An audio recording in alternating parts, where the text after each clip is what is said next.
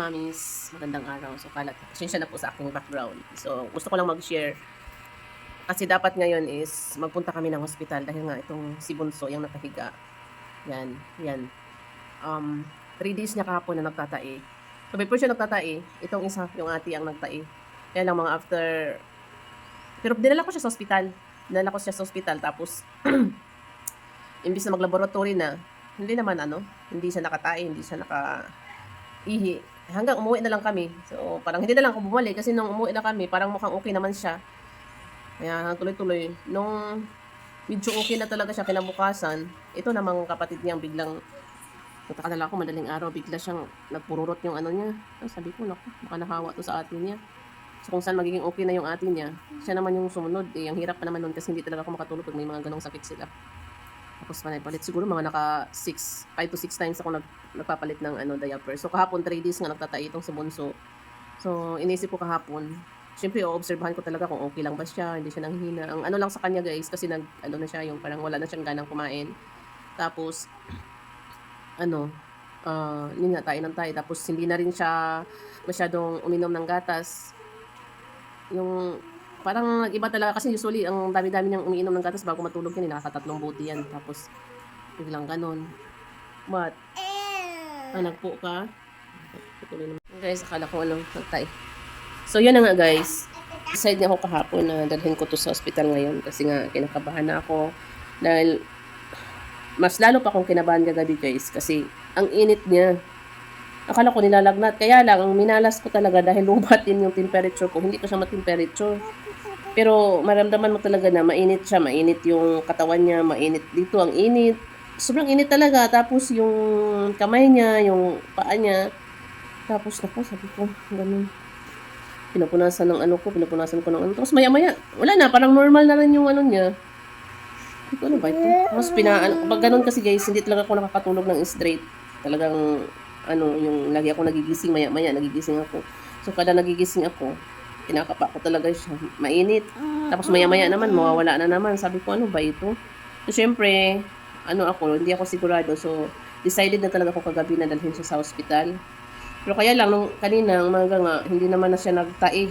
Wala na siyang tai. So gusto kong pumunta sa hospital na nakapag-collect na ako ng tai at saka ihi sa kanya. Kasi ang hirap talaga guys, aabutin na lang kami ng siyam-siyam doon sa ospital. Parang hindi ako makapag-kulik ng saka ang hirap pag ka sa CR kasi lalo na ito, humahawa kung saan-saan. So gusto ko talagang mag-kulik muna ng ihi at saka tai sa kanya. So hindi naman siya wala na, hindi na siya kumain hanggang ngayon, mga mga 12 na, mag 1 PM na. Hindi na kami nagpunta, obserbahan ko na naman siya. Para naman sa akin, naman siya, okay naman siya kasi hindi na rin siya uminit eh. Hindi na rin, wala na rin yung parang, kanina talagang, kagabi hanggang umaga, kada gising ko, mainit siya, tapos maya-maya, nawawala. Hindi ko alam kung yun eh. Pero okay naman siya ngayon, active naman. Active siya, tsaka, kumain na siya kanina agahan. Kaya sabi ko, obserbahan ko na lang muna. Kasi, lang talaga ako guys, kasi konti lang yung dinididi niya. Mga half lang. Samantalang dati makakaubos ito ng 3 buti na gatas bago matulog. Tapos ngayon, hindi niya nauubos yung kalahati na nga ang tinitimpla ko eh. Tapos hindi pa niya mauubos. So nakakatakot pag ma-dehydrate yung bata. Yun ang kinatakutan ko talaga kasi sobrang nakakatakot yung pag ma-dehydrate, matuyuan yung bata, di ba? Yun lang naman ang kalaban natin noon. Hindi ako mag-alala kung malakas siyang uminom ng tubig or liquid. So kahit Viva Light, ayaw na niyang inumin guys. Kaya nag-worry ako. Pero ngayon, umiinom na siya ng tubig. At saka naubos na niya yung gatas na tinimpla ko. Ngayon, naubos niya. So, okay na siguro to. Hindi na ako pupunta ng ospital. Kasi ako lang yung mag-isa lang ako. Tapos, talaga itong dalawa ang dadalhin ko sa pagpupunta ng ospital. Kaya, okay na rin. Mabili na lang ako ng thermometer in case mamaya kung iinit siya. Okay naman siya guys, hindi ako nagpainom ng Ang pinapainom ko lang sa kanya is yung e-zinc. Yun ang pinapainom ko kasi pag nagtatai, yun ang pinapainom ko talaga. Tapos Ersiflora pag nagtatai pa. Yun ang ko, 2 beses, isa sa umaga, tapos isa sa hapon yung Ersiflora. Tapos yung e-zinc naman, after lunch, yun pinapainom ko within 10 days talaga. Kahit wala na siyang diarrhea, tinutuloy ko yun guys hanggang 10 days. Kasi yun naman ang recommended doon sa ano. Yun din ang sabi ng doktor. Kaya, ganun ang ginagawa ko. Yun lang ang aking ma-share guys, kasi at least na-share ko, mapakinggan nyo, na maka-experience kayo ng ganito, di ba? Kasi ako sa YouTube lang din ako nanonood ng mga ano mga pag may mawo-worry ako, ba't ganito, first time ko naman na-experience to. Yung pagtatai, hindi ko first time ma-experience, pero iba-iba yung sitwasyon pagka nagtatai sila.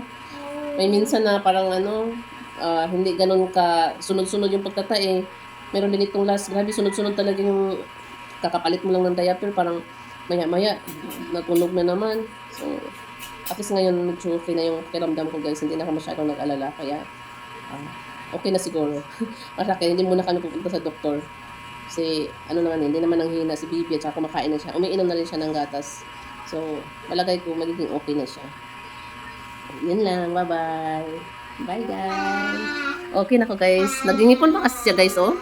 2 years, 2 and ano na siya. 2 years and 6 months na siya guys, pero hindi pa kasi kumpleto yung ano niya. So, iniisip ko rin na baka sa ngipin niya kasi dito namamaga pa, oh, dito sa bagang, oh. Dito, wala pa siyang ngipin dito guys. Ay, dito sa bagang, oh, namamaga pa. Baka sa dala na rin sa ngipin, kaya ganun ang ano. Ay, naku, kaya natin to mga mother. Bye-bye.